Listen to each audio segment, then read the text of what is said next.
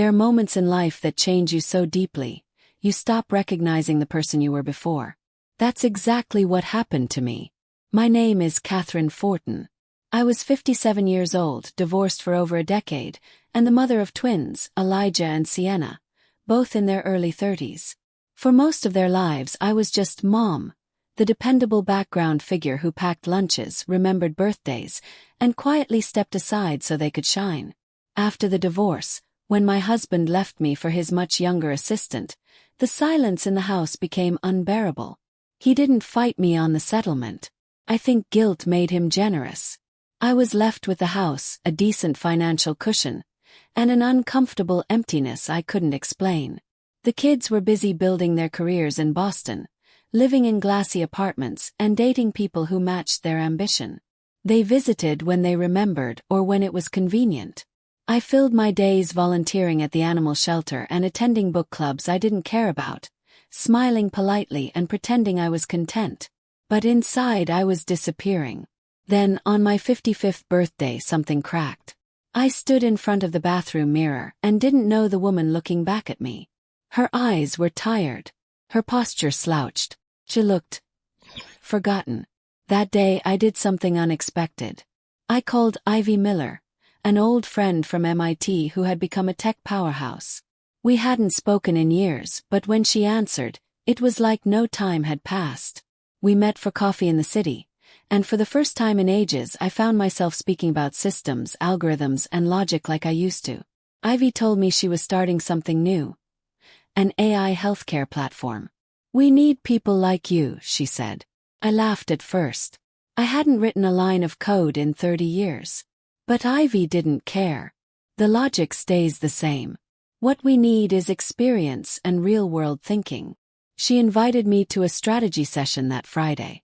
I went, unsure of what to expect, and sat silently in the back of a high-rise glass conference room while a dozen people half my age debated implementation problems. I watched lines being drawn on the whiteboard that didn't make sense, and then suddenly they did. I saw the flaw in the fix. My hands itched to grab the marker. Finally I spoke. "Have you considered a layered approach? Start with non-critical systems, gain trust, then expand." The room froze. Ivy smiled. "Everyone, meet Catherine Fortin. She graduated top of our class at MIT." In that moment something reignited. They asked questions. Answered. I felt alive again. At the end of the session, Ivy pulled me aside and said, "I want you on this project." I couldn't say no. I didn't want to. I went home that night and opened every course I could find on updated programming languages and AI integration. Every evening and weekend I studied. I was rebuilding myself piece by piece. Elijah and Sienna noticed I wasn't calling as much. "It's good you found a hobby, Mom," Sienna said once. I wanted to tell her it wasn't a hobby. I was stepping back into the career I once gave up for them. But I just smiled. Let them think what they wanted. Something much bigger had just begun. 8 months later, I was no longer just a consultant. I had become a full-time member of the team, and within 2 more months, Ivy named me Director of Implementation Strategy. My job was to bridge the gap between our brilliant developers and the medical professionals who would actually use the system. I translated complicated code and abstract tech into usable tools. Meaty Minds, our startup, secured major funding, and we celebrated at Ivy's luxurious penthouse overlooking the Charles River.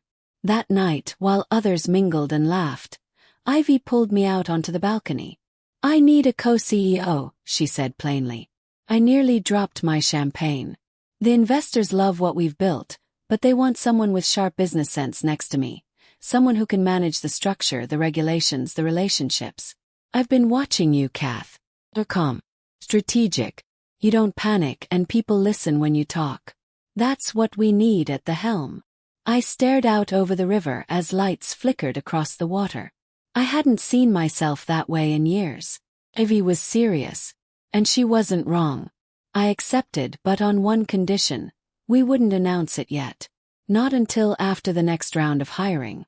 Ivy gave me a long look, curious, but she agreed. Over the next 2 months, Meaty Minds expanded rapidly. We moved into a modern office in the Seaport district. I settled into my corner office with floor-to-ceiling windows. My name was now on contracts, financial reports, internal documents. But still, to the outside world, I was just helping Ivy. Then one afternoon, our HR director forwarded 2 new applications to me. I opened the files and almost laughed out loud. Elijah and Sienna. Both had applied for senior roles. Elijah in finance, Sienna in marketing. I picked up the phone and called Ivy. "Did you know my children applied for jobs here?" She hadn't. After a pause, she chuckled. "Well, the universe does love drama." "Schedule interviews," I said. "But don't mention my name or title. I want to see how they handle this."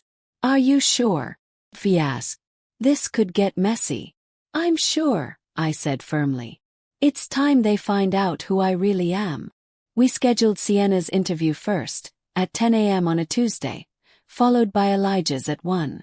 I arranged for them to meet with HR and the department heads first. I'd step in 15 minutes later.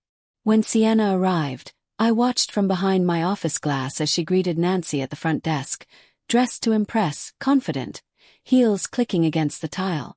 I waited, composed and right on time. I walked into the conference room with her resume in my hand. She froze. "Mom." Nancy spoke smoothly. "Ms. Fortin is our co-CEO and head of operations." Took my seat. "Please continue.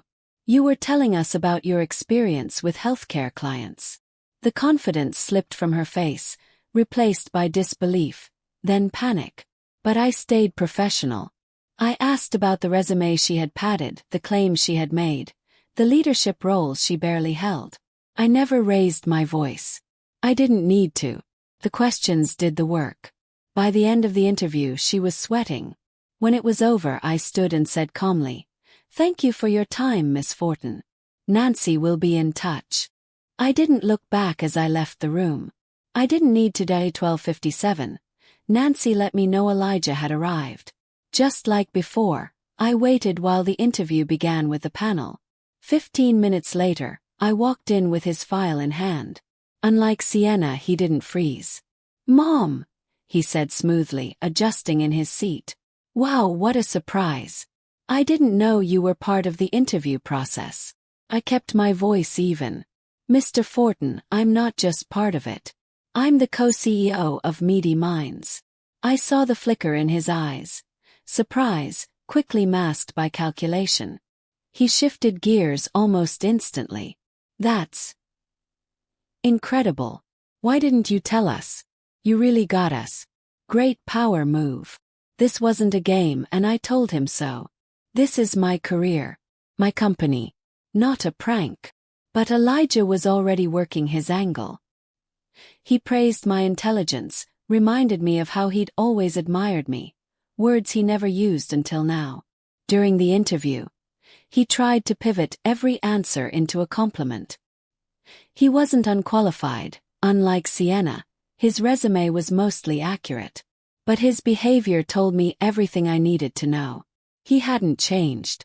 He was just adjusting to what he thought would get him through the door. When it ended, he walked with me to the elevator.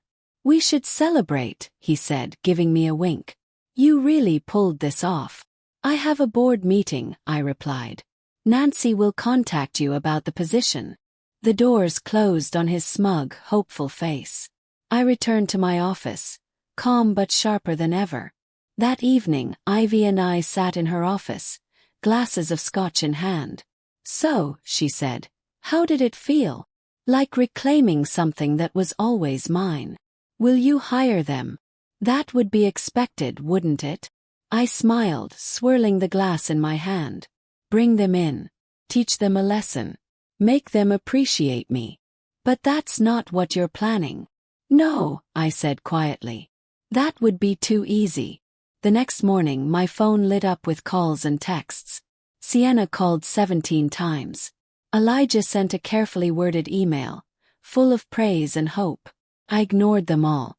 3 days later, I sent them each a formal rejection letter.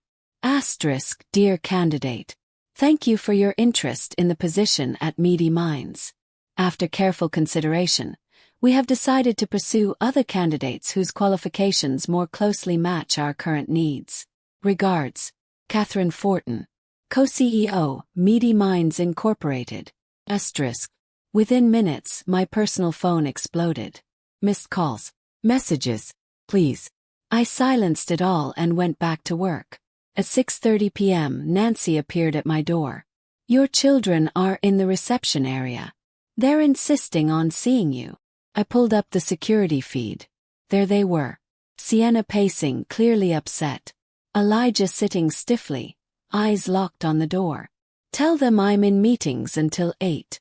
They can wait, or they can schedule a time next week. Nancy hesitated. Your daughter looks distraught. I imagine she is. 15 minutes later, I watched as Nancy escorted them to the elevator. Sienna was waving her arms. Elijah's jaw was tight. I didn't move. I had work to do that night. When I pulled into my driveway, they were both waiting on my porch. Sienna with red, puffy eyes, Elijah standing like a statue, arms crossed, tension rolling off him. I stepped out of the car, grocery bag in one hand, briefcase in the other. You can't ignore us forever, Mom, Elijah said as I walked past them. I'm not ignoring you, I replied calmly. I'm treating you like any other applicants we didn't hire. I unlocked the door and left it open. As expected, they followed me inside. In the kitchen, I unpacked my groceries in silence.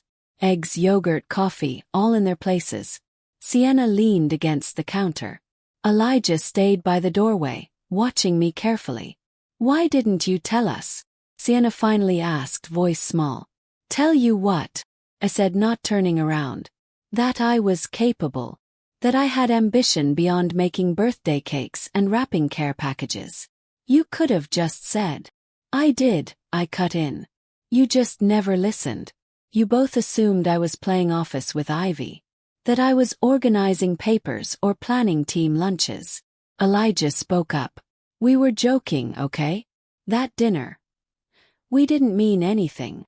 I turned to face him fully. When you laugh at someone's abilities, when you reduce their accomplishments to a punchline, that's not a joke. That's belittling. And you've done it for years. Sienna pushed off the counter. That's not fair. We've always supported you. Name one time, Sienna. One real moment when you believed in me as more than your mother. Her mouth opened but nothing came. Silence filled the space. I turned back and placed the milk in the fridge. If there's nothing else, I have work to prepare for tomorrow. So that's it. Elijah's voice had sharpened. You embarrassed us. Rejected our applications. And now you're just done. I conducted your interviews exactly the way I would for anyone else. I reviewed your qualifications like I would for any applicants. Sienna exaggerated her experience. Elijah, you tried to use our relationship to gain favor. That's not how we operate at Meaty Minds. You're punishing us for one dinner. Sienna snapped. No, I said, voice steady. I'm holding you accountable for years of disrespect. That dinner just made it clear. Elijah folded his arms. You've changed. I've evolved, I replied. There's a difference. He turned to his sister. Come on. We're not getting anywhere. But Sienna didn't move. Did you ever plan to consider us? Or was this whole thing just to humiliate us? The jobs were real. The interviews were real. But you assumed I couldn't possibly be behind anything meaningful. You never once asked what I did. You never cared. Her own words from that dinner echoed in the silence. Asterisk. You help with the people stuff, right? Asterisk. Elijah stepped forward. We'll talk again, when you're ready to be reasonable. I almost laughed. Even now, he was painting me as emotional, as irrational. Don't expect a call, I said flatly. That night, I poured a glass of wine and sat at the table with my tablet, reading contracts. My phone buzzed again and again. Texts, missed calls, voicemails. I silenced it. Felt no guilt, no regret. Just a clear certainty that I had done what needed to be done. The following Monday, as I drove into the office, I called Ivy. We need to move forward with the press release, I said without pause. Good morning to you too, she said, half amused. What's the rush? It's time the world knew who's running this company. This isn't about your kids. Is it? Oh, Ivy. It's about everything. 3 days later, the press release went live. Meaty Minds appoints Catherine Fortin as co-CEO. It listed my background, top of my class at MIT, experience in systems integration, and my strategic vision for reshaping AI in healthcare. It painted a clear picture. I hadn't just re-entered the tech world, I was leading it. Within hours, the announcement was picked up by multiple tech publications. One headline read, "The Comeback Mind. How Catherine Fortin is Redefining Leadership After Motherhood." Another called me the mother of invention. The Boston Globe did a feature. The photo they ran showed me seated at my desk in the corner office. Harbor views behind me, expression calm and confident. That night, my LinkedIn overflowed. Hundreds of connection requests, messages from founders, investors, journalists. I was booked for podcast interviews and asked to speak at 2 upcoming tech conferences. Buried in that mountain of alerts were 2 familiar names, Elijah and Sienna, both sending connection requests. I declined them. Phase 1 was complete. They had been turned away from the company they thought they could waltz into. Now, my success was on display across the same professional circles they operated in. But I wasn't done. For 2 months, I maintained silence. No responses. No calls. No comforting explanations. Sienna left tearful voicemails. Elijah, ever the tactician, sent polished emails laced with passive apologies. I deleted them all. Meanwhile, Meaty Minds exploded in growth. We launched in 3 hospital systems, signed a deal for international expansion, and were featured in Forbes under the title, "The Future of Healthcare is Female." The photo of Ivy and me, back-to-back in tailored suits, was everywhere in Boston's tech world. I began hearing whispers. Sienna had been passed over for a promotion at her agency. Rumors had started about her padded resume, rumors that traced back to her Meaty Minds interview. I hadn't said a word. I didn't need to. The truth had a rhythm of its own. Elijah faced trouble too. One of his fintech startup's investors pulled out at the last minute, citing vague concerns about team integrity. Again, not my doing. Just consequences. Then one day in June my phone rang. It was Louis, my ex-husband. We spoke maybe twice a year, tax season or health updates. This time his voice was serious. "The kids are worried about you, Kath." "They're not worried about me," I said flatly. "They're worried I stopped solving their problems." He sighed. "They made a mistake. They feel awful. How long are you going to punish them?" "I'm not punishing them," I said. "I'm just not protecting them anymore." "Come on, Kath. They're your children." "Yes. And they're 32 years old. Adults. Adults who laughed at me, dismissed me, mocked my goals." He stayed silent. "If a colleague had said what they did to you, would you forgive them?" No answer. I continued. "They want grace without accountability. That's not how this works anymore." He finally spoke. "I see your point. But still they're family." "Exactly," I said. "Which means they should have held me to a higher standard, not a lower one." We ended the call politely, but the message was clear. That afternoon, I called Ivy to add a final item to the next board meeting agenda. She read the document I sent and raised her eyebrows. "You're serious?" "I've never been more sure," I replied. She leaned back in her chair. "Then let's do it." The board meeting was smooth. Financials were strong, our CTO announced impressive diagnostic results. And then it was my turn. I introduced the final motion, an official anti-nepotism clause. Effective immediately, neither I nor Ivy could ever hire, promote, or give professional advantage to any family member. The clause was permanent. No future board could undo it. Any violation would trigger massive penalties and termination. There was a pause. Then questions. Then slowly nods. The board voted unanimously in favor. That evening I sent Elijah and Sienna identical emails. I'm informing you of a new policy at Meaty Minds. Effective immediately, I am permanently barred from hiring or promoting any family members, including you. This will remain in place regardless of any future reconciliation. Their replies came quickly. Sienna's was emotional. Elijah's was calculated. Both asked to meet in person. 2 days later, I met them at a quiet corner of the Harvard Business School cafe. I set my phone on the table, timer running. You have 15 minutes, I said. I have a meeting across town. They were already seated when I arrived. Sienna fidgeting, eyes rimmed red, Elijah composed but tense, his jaw tight. I ordered a coffee and sat across from them, setting my phone down with the screen facing up. The timer ticked in silence. Mom, Sienna started, her voice cracking. This has gone far enough. We're sorry. Truly sorry. What else can we say? Nothing, I replied without emotion. This isn't about apologies anymore. It's about consequences. Elijah leaned in, lowering his voice. That anti-nepotism policy. That was aimed at us, wasn't it? You actually went to your board and locked us out. Forever. The policy protects the company, I said calmly.